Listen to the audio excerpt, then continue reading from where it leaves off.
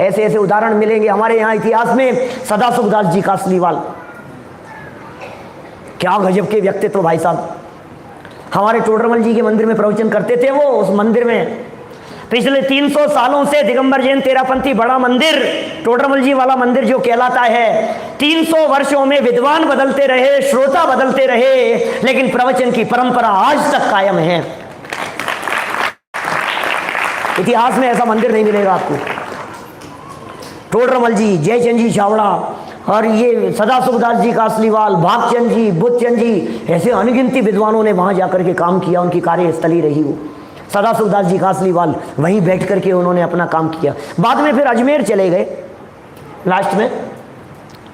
माने अजमेर में भी फिर उन्होंने जाकर के रत्नकरण साहब का चार वहाँ लिखा कि यहाँ लिखा कि कुछ यहाँ लिखा होगा, फिर लिखते हुए वहाँ चले गए होंगे। वहाँ उन्हें बुला लिया गया। राजा के यहाँ नौकरी करते थे क्या सदासुखदास जी, राजा के यहाँ नौकरी करते थे। और इनकी ईमानदारी और इनकी सच्चाई से इनके साथ में काम करने वाले दूसरे लोग सब चिढ़ते थे। आज भी देख लो आप, अपने यहाँ जैनियों का कोई ईमानदार ऑफिसर है किसी अच्छे रैंक पर पहुंच जाए तो दूसरे साथी बोले यार ये इन्हें खाता है, इन्हें खाने देता है। तो ऐसा लगता है सबको, सब अब चिढ़ेंगे ही ना यार, इसकी वजह से ये जब तक यहाँ बैठा हुआ है तब तक हमारा काम नहीं हो रहा है, हम नहीं खा पा रहे हैं, अभी इसको तो लेना नहीं है। लेकिन सुनो, जिसके जीवन में ईमानदारी और सच्चाई है उसके जीवन में उसकी पावर ही कुछ अलग प्रकार की होती है, उसके पास में शक्तियां कुछ अलग प्रकार की होती है, उसका जोश, उसका उत्साह कुछ अलग प्रकार का होता है। मुझे सिंघम याद आता है बार बार में ऐसे प्रसंग में। क्या एक वाक्य उसका याद आता है मुझे, क्या था भाई विवेक जी? मेरी जरूरतें कम हैं इसलिए मेरे वजूद में दम है।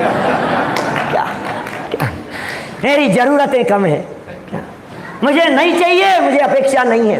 अब लोग चिढ़ते थे सदासुखदास जी से, जलते थे उनसे, सदासुखदास क्या कर रही है, ये क्या व्यक्ति है, हटाओ इसको यार, हेर फेर करता होगा। अकाउंट्स लिखते थे वहाँ, हिसाब किताब किया करते थे। राजा के पास में शिकायत पहुँच गई। राजा तो कान के कच्चे होते, अकेले राजा नहीं, जितने भी राजा लोग यहाँ भी है ना धरती पर, कौन पैसे वाले संपन्न व्यक्ति, सच में वो उनको कान के कच्चे होना पड़ता है। माने जो जिस व्यक्ति ने जो कह दिया उस बात को उनको सीरियसली लेना पड़ता है भाई साहब। अब राजा कान के कच्चे, उनको शिकायत कर दी, सदासुखदास जी के बारे में शिकायत हो गई। और फिर क्या होना था, राजा भेष बदल करके वहाँ पहुँचा। राजा पहुँच गए बिना भेष बदले हुए, डायरेक्ट पहुँच गए अचानक, बिना किसी प्री इंफॉर्मेशन के।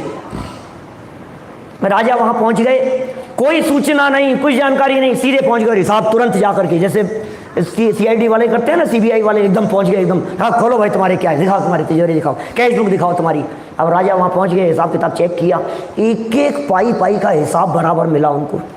ओहो, मैं किनके ऊपर शक कर रहा था, ये सदासुखदास जी कासलीवाल, मैं किनके ऊपर शक कर रहा हूँ, ये जैन विद्वान हैं, ये जैन व्यक्ति हैं, इनके जैसा ईमानदार मैंने आज तक कभी देखा नहीं है। इतने प्रसन्न हुए हिसाब किताब को देख करके, मन हुआ उनको कि मैं आपकी तनख्वाह बढ़ाना चाहता हूँ।